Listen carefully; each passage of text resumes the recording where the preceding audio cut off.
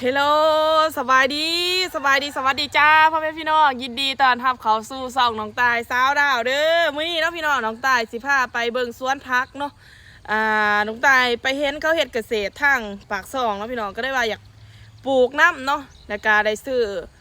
เบี้ยผักเนาะหรือว่าซื้อในผักมาปลูกพี่น้องข้างนั้นนี่ก็จะเป็นกองเขาเนาะอันนั้นก็สิเป็นหน้าบ้านเด้อพี่น้องหน้าบ้านก็คืออยู่หน้าเนาะแต่ว่าว่าท่านเดะบ่ท่านมีคนอยู่หรอกพี่น้องน้องตาได้ซื้อในพักมาปลูกแล้วพี่น้องซึ่งว่าพักมีหลายอย่างเลยแต่ว่ากระดังเบี้ยแล้วก็สิพาไปเบิ่งน้ำเป็นก่อนเนาะน้ำน่ะมีพักแล้วเพราะว่าปลูกบางอาทิตย์ดังเนาะพี่น้องน้องตาเฮ็ดบางอาทิตย์ดังแล้วก็สิพาไปตัดเขาแล้วมื้อนี้น้องตาสิตัดเขาสุดตัดเขาเนาะพี่น้องเป็นจังได๋เพอร์เฟกต์บ่ สุดตัดเขาเนาะพี่น้องก็คือสุดนอนกระดังตื่นเนาะแต่บ่เป็นยังพี่น้องน้องตาสิไปตัดเขาเลยด้วยสุดติแต่ว่าถามเบิ่งคลิปต่อไปเนาะคลิปนี้ก็จะพาไปเบิ่งสวนผักก่อนไปครับส้มฝากกดไลค์กดแชร์กดติดตามเพื่อเป็นกำลังใจให้น้องตายเด้อนี่อยู่หน้าสิมีพ่อใหญ่ได้นะพี่น้องเพิ่นกำลังสิไปค้นเขาสบายดีเด้อติพ่อสวัสดีสิไปค้นเขาพี่พ่อแล้วสิไปค้นเขาเนาะพี่น้องไปแก้เขามาบ่ายเนาะลูกชายก็มีหากใครพ่อไปค้นบ่ไปได้ไหมไปค้นนี่บักซ่าไปค้นพอจะบ่ต้องไปหรอกมาได้ไหมมันติดเท่านี่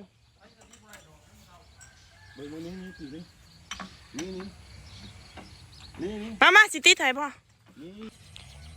สวนพักเนาะพี่เนาะนี่อันนี้ของตายบ่ฮู้ว่าพักอีหยังน่าสิเป็นผักกาดบงไหวก็ดังอันนั้นมันก็ดังออกแล้วสิหาพักมาปลูกหลายๆพักเนาะอันนี้พักซี่มาเพิ่นบงแล้วเพิ่นก็อัดใบจังสิเพื่อให้มันเอาแล้วมันก็จะเกิดเนาะนี่พักส่วนนี้มีแต่พักสนิทเดียวกันเว้ยพี่น้องเดี๋ยวลงใจสิหาพักใหม่มาปลูกเฮ็ดน้ำได้แล้วก็สิอ้อมเนาะนี่อ้อมหัวก็คือเพิ่นอ้อมจังสิเน็ตรักถ้าน่ะก็สิเป็นกองเขาบรรยากาศเที่ยงไฮเที่ยงหน้าพี่น้องนี่บ่าวอกนี่เป็นคนที่มักเฮ็ดกระจอกกระแจกนี่บ่าวอกลูกเล่าไต่นะพี่น้องบ่าวอกเล่าไต่บ่าวเล่าไต่นะนี่จะแม่นเพิ่นเขียนอีหยังลงใต้อ่านบ่เป็นนั่นเป็นภาษาอังกฤษนี่บ่าวอกได้เฮ็ดนี่พี่น้อง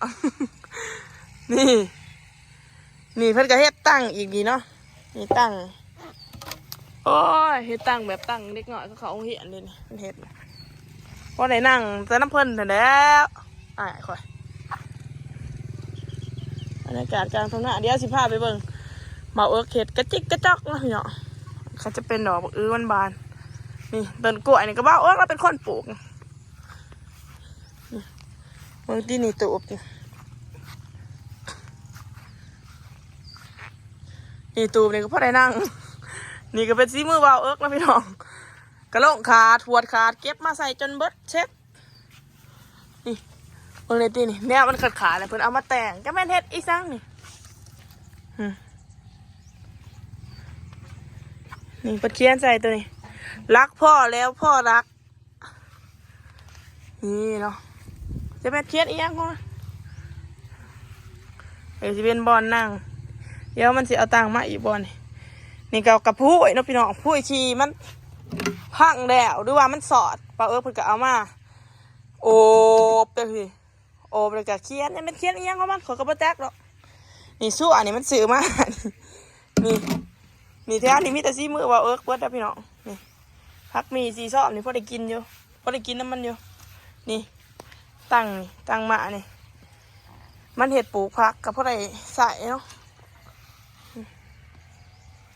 ไปเบิ่งทางในเฮือนทางในเฮือนเนาะว่าเพิ่นเฮ็ดอีหยังแน่ว่าเฮ็ดอีหยังแน่นี่สิให้เบิ่งผลงานของบ่าวเนาะพี่น้องนี่ก็แม่นเพิ่นเฮ็ดได้นี่พี่น้องไม้เศษอีพอที่เราบ่ได้ใส่เดี๋ยวบ่าวเป็นคนเฮ็ดเบิดเพราะว่าเครื่องอุปกรณ์เฮ็ดมันครบเนาะนี่ก็สิเป็นตั้งเพิ่นอันนี้ก็จะเป็นโต๊ะนี่เพิ่นเฮ็ดโต๊ะอีกแล้วพี่น้องโอ้ยขอจะปวดหัวนะมันดิ นี่เนาะโต๊ะว่าวเอิร์ก เฮ็ดพ่อได้นั่งอยู่ได้นี่เนาะแต่ว่าเฮ็ดบ่แหนนพี่เนาะ ตอกใส่ซื่อๆแท้ที่ว่าสิเฮ็ดแนวครับแน่นี่เนาะเฮ็ดพ่อได้นั่งนี่เตียงนี่เพิ่นก็เฮ็ดนี่เตียงเนาะนี่เตียงเพิ่นเฮ็ดเองโอ้นี่เนาะมอนนี่เอาเอิร์กก็เป็นคนเฮ็ดอยากสิไปรีวิวเนาะว่าเพิ่นเฮ็ดจังแน่เครื่องที่ว่าเอิร์กเฮ็ดแต่ก็อีพ่อก็อีแม่หายแล้วกะเฮ็ดอีกคือเก่านี่แล้วพี่น้องอันนี้ก็ได้ใส่งานเนี่ยอันเบาเอิร์กอันนี้พูนทางน่ะแมนเบิดเมียแล้วก็นั่งเฮ็ดกินอยู่นะปะเดี๋ยวสิพาไปเบิ่งทงหน้ามันหยิบอะไรนี่แม่บอกมันพ่อบ่นี่เนาะนี่ก็ตั้งที่เบาเอิร์กเฮ็ดพี่น้องเอิร์กมานี่เอิร์กมานี่บรรยากาศกลางทงหน้าพี่น้องเอ้ยนี่มาเบิ่งคนที่สร้างให้ไฟใหม่แล้วพี่น้องนี่ก็เป็นซ้อมหนาผู้ที่เพิ่นผลิตเนาะบ่จักสิว่านานพักบ่จักสิว่าโต๊ะตั้งกับแม่นเบาเอิร์กนี่แหละพี่น้องตื่นแต่เด็กๆพุ่นเนาะเพื่อมาเฮ็ดพักเกษตรจะสิได้พ่นบ่ได้พ่นเขาไปได้สิได้ตัดบ่ได้ตัดมีพ่นมานี่ได้สิได้มัดยามบ่ได้มัดแต่พี่น้องเอ้ยหลายคนก็อาจสิบ่ฮู้เนาะพี่น้องอันนี้ก็สิเป็นพี่ชายของน้องตายแท้ๆพี่ชายแท้ๆเลยเนาะบ่มีปลอมแปลงเลยล่ะพี่น้องออกมาตะบอนเดียวกันหั่นแหละนี่เนาะบรรยากาศกลางตรงหน้าบอกทั่วเขาเก็บมาเด้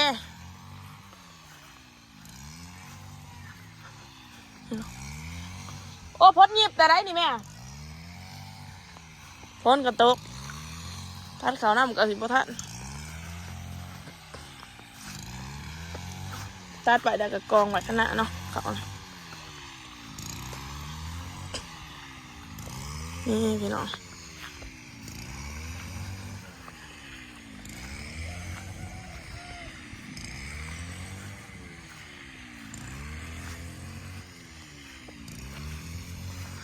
ก็บักขามกับหมากหลายเบิ้งเขาจ้าอะไรบ่ค่อยสิเฮ็ดอีหยังซาเครื่องไว้เดี๋ยวค่อยสิอันนั้นเฮ็ดบักขามแซ่อิ่มพี่น้องขั้นที่ว่าเกี่ยวเขาก็คือสิบ่ได้เกี่ยวนี่พ้นมาอะไรนี่พ้นมาแล้วจ้าพ้นมาแล้วเด้อห่วยงัวเนาะเขาผูกเป็ดกระเบิดเท่านี้โอ้ย อกใจนี่นะเผาตัดเขาเผาเกี่ยวเขาแล้วเผาไปฮักเก็บกระเพาะได้พี่น้อง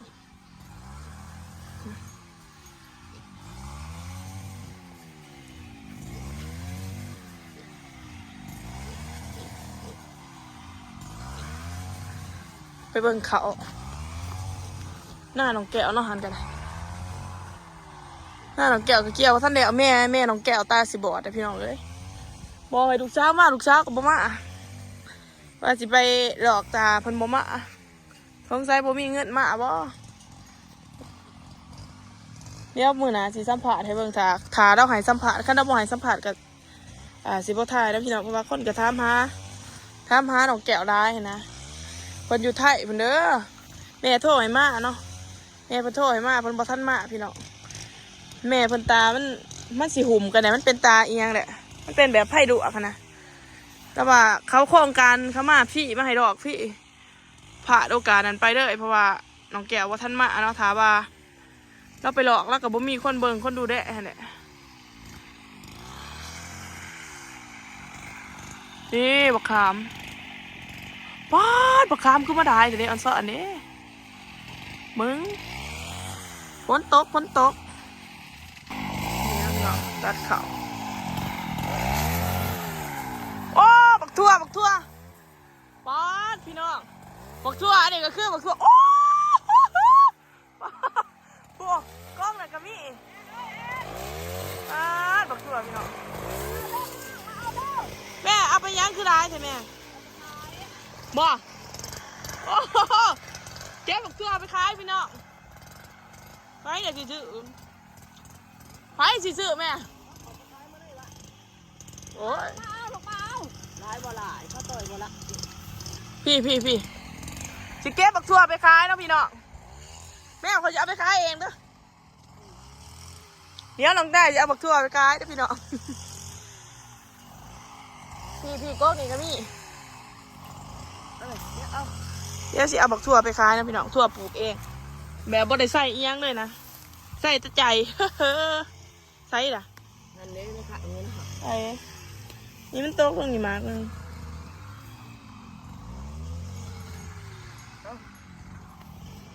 เขาสิซื้อวะบักทั่วแก เฮาก็ยังซื้ออีกบ่ซื้ออีกก็บ่ซื้อเฮ้ยเขาบ่อยากเอา ใส่จักหมาก อีกเถอะมันจะมาวันนี้ นี่ก็ร้านเช้านะพี่น้องเอานี่นะสบายดีนะนี่นะพี่น้องร้านเช้าอายุนะนี่นะเอาไปค้าโดดกับเอ็นเอาเองโดดเงินนะพอได้เอาเงินไปกินนมเฮียนเนอะเอาเงินอาหายเอาไว้แล้วบอก แบบนี้ตัว มันใหญ่มันเศร้าดื้อนะ มันเศร้าดื้อคือแต่ยังหน่อยแต่ว่ามันใหญ่นะอยากขวบเลยเด้ร้านเช้าปะเอาบักซัวไปขายนะพี่น้อง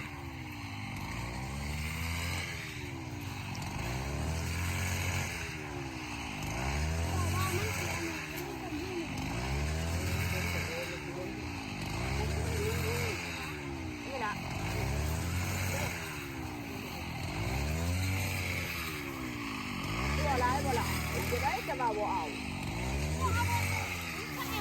ไว้เห็นมันไหน พี่เพื่อนนี่พี่ ใช่อันจะทานขายจากบ่อ เขาดีไปน้ำกันเขากับบันกัน พี่ก้าเอาไปขายเขาไปขาย เชียนี่ยังขายเอาเงินโมเมนต์เขาจะเป็นหลัก ไอ้บอกไม่ใช่บอกสาวบอกขายนี่มันจะไปขายผู้เดียว ขายโด ป้าทำไมต้องขายกินตัวเองเอาไม่ ไปห้างงุ่มหอยจูผมมาขายโอ้ยพ่อใหญ่อันนี้เด่นมีดอีก เขาเลยช่วยเขานะ ใส่เฟิร์สปหันหรือปลาห อะไร เดือนตัวเองเอาไม่รอดเอาไม่รอดอีลูกกระจอกทำไมชอบตอด ำติอย่าเด่นมีดดูลำแห้งตีกล้องหล่อลำแห้งอะตีกล้องหล่อนลำแห้งเดี๋ยวเด็ดตีคนหล่อเนี่ย เนี่ยมันนั่นจะเป็นเจ้าขุกเกอร์จะทำ เอาไปแล้ว เอาพี่น้องอันนี้จะเป็นบรรยากาศกลางทุ่งนา รู้นะหาจะได้จับมือ ต้อยบอกทั่วไปขายเด้อใครอยากได้ซื้อซอยแน่มันแต่10,000กีบมันแต่20 บาทเมาซอยแน่พี่น้องก็ได้เงินซื้อขนมโอ้บักกะทินเอาบักกะทินนำไปขาย โอ้เป็นบาท บักทั่วบักกะทินบักค้ามาไปปรุงไว้ เอาไปแล้ว แล้วก็ห้อยมันไปขายคือเขานะ ฮันนี่ลูก นี่เหรอ เออ บอมันยัง นี่ลูก บอมันยังหนักอยู่ พวกยังกะจี ที่ตกต้น โอเคพี่น้องสำหรับคลิปนี้สิจบเพียงสมีเด้อเดี๋ยวคลิปต่อไปน้องตายจะตัดข้าวเด้อจ้าฝากกดไลค์กดแชร์กดติดตามเพื่อเป็นกำลังใจให้น้องตายได้เด้อบ๊ายบาย